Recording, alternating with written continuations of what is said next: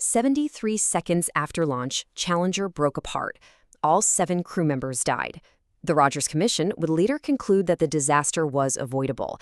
This forensic investigation of the accident is anchored strictly in the Rogers Commission Report, Volume 1, and physicist Richard Feynman's Appendix F. Page 19 of the Rogers Commission Report establishes the precise physical outcome of the disaster. Quote, "Flight of the Space Shuttle Challenger on Mission 51L began at 11:38 a.m. Eastern Standard Time on January 28, 1986. It ended 73 seconds later in an explosive burn of hydrogen and oxygen propellants that destroyed the external tank and exposed the orbiter to severe aerodynamic loads that caused complete structural breakup. As the external tank ruptured, Challenger was traveling at Mach 1.92 at an altitude of 46,000 feet. The sudden change in aerodynamic forces tore the orbiter structure apart instantly." Part 1. The Physical Cause. Page 70 of the Rogers Commission Report pinpoints the exact location of the mechanical failure. Quote, "The Commission concluded that the cause of the Challenger accident was the failure of the pressure seal in the aft field joint of the right solid rocket motor.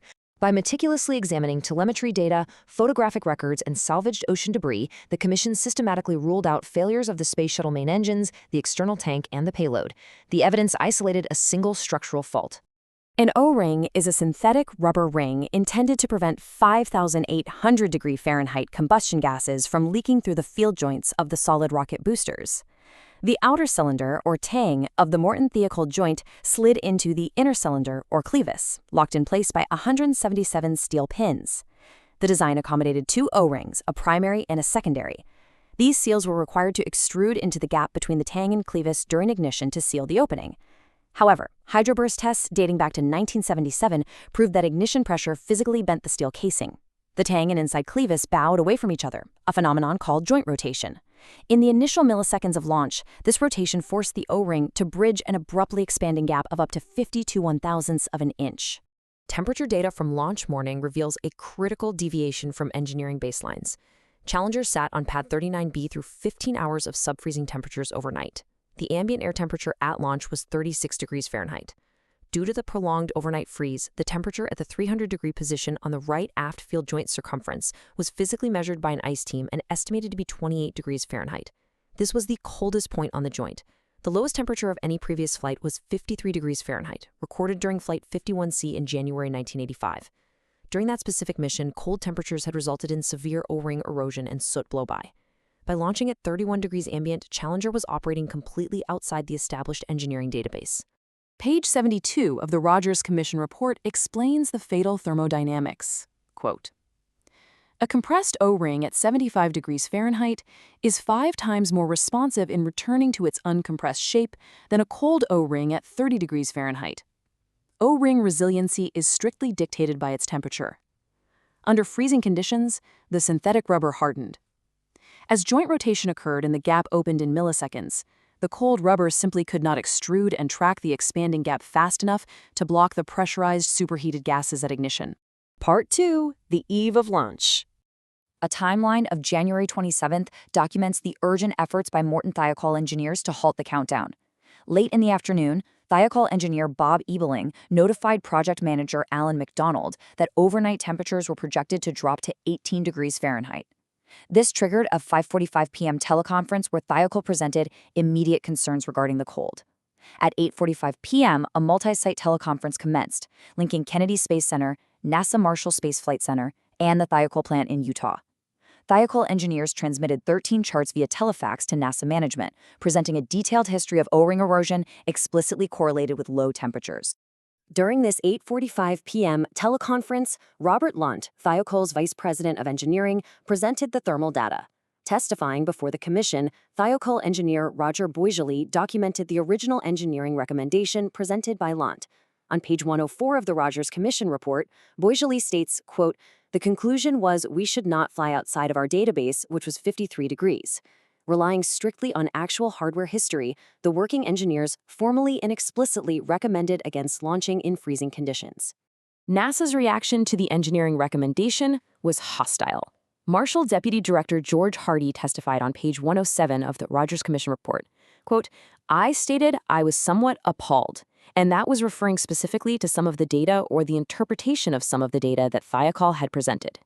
Larry Malloy, manager of the solid rocket booster project at Marshall, aggressively challenged the engineers. Malloy interjected, "My God, Thiokol, when do you want me to launch? Next April?" Malloy argued that Thiokol was proposing to generate a new, stricter launch commit criteria on the eve of launch. In doing so, NASA management reversed the standard of safety, demanding that Thiokol mathematically prove the cold seal would fail rather than requiring proof that it was safe to fly. During an off-net caucus at 10:30 p.m., a critical sequence of events unfolded in Utah. First, Thiokol manager Joe Kelminster requested a 5-minute offline caucus, which ultimately lasted 30 minutes. Approximately 10 engineers participated. Arnold Thompson stood up, placed a quarter pad in front of management, and physically sketched the joint to re-emphasize the mechanics of the impending failure. He and Roger Boisjoli vigorously continued to oppose the launch. Senior Vice President Jerry Mason then stated a management decision was necessary. Mason turned to Robert Lund and told him to take off his engineering hat and put on his management hat. Thiokol management, specifically Mason, Lund, Kelminster, and Wiggins, conducted a poll excluding the engineers and reversed the safety recommendation. At 11 p.m., Kelminster submitted a written telefax to NASA recommending launch. Part 3. The Reliability Gap. In Appendix F, page 1, physicist Richard Feynman outlines the stark numerical divide between the working engineers and NASA management. Quote, "It appears that there are enormous differences of opinion as to the probability of a failure with loss of vehicle and of human life. The estimates range from roughly 1 in 100 to 1 in 100,000. Working engineers at Marshall estimated the total probability of failure at 1 in 300. Engineers at Rocketdyne estimated it at 1 in 10,000. These bottom-up estimates were based on actual hardware test history. Conversely, NASA management utilized top-down theoretical models to claim a 1 in 100,000 failure probability." Feynman condemned NASA's dismissal of numerical probability in favor of baseless assertions of reliability. He states on page 3 of Appendix F, quote, "It would appear that, for whatever purpose, be it for internal or external consumption, the management of NASA exaggerates the reliability of its product to the point of fantasy." Feynman documented that hardware history provided ample warning of this fantasy.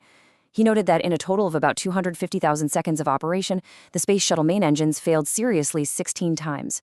He extensively documented failures in the high-pressure fuel turbo pump. The turbine blades routinely suffered critical cracking, and pump bearings were frequently found spalled or broken upon post-flight inspection.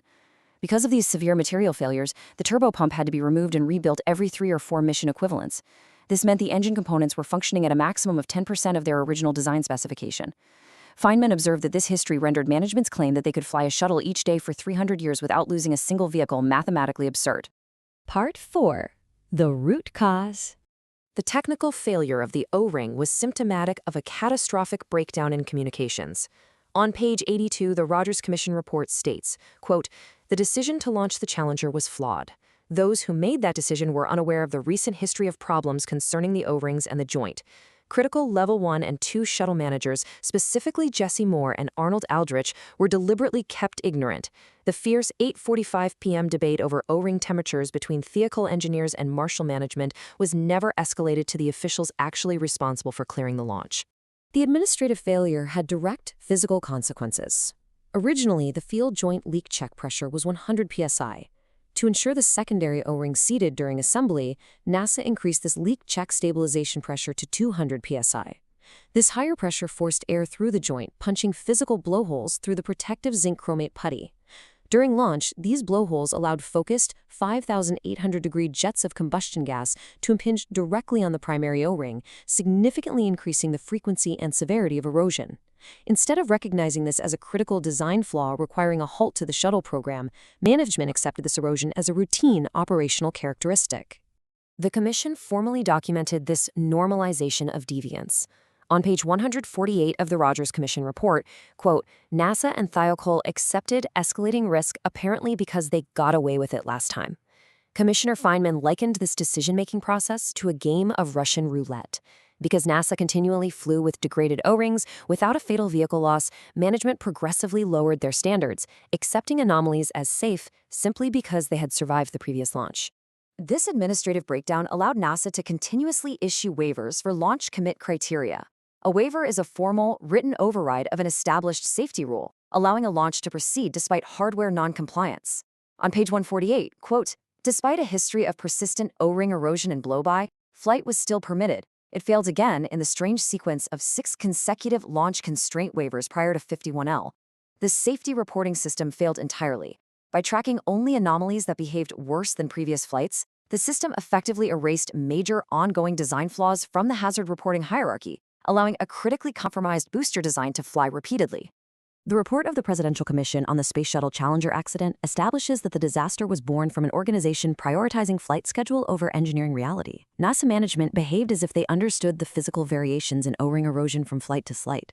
In reality, they were utilizing empirical curve fitting without possessing a basic physical understanding of the joint mechanics, choosing to fly a manned vehicle in an unverified and unsafe condition to maintain an unrealistic operational manifest. Richard Feynman's final conclusion, found on page 12 of Appendix F, serves as the ultimate verdict on the disaster. Quote, for a successful technology, reality must take precedence over public relations, for nature cannot be fooled.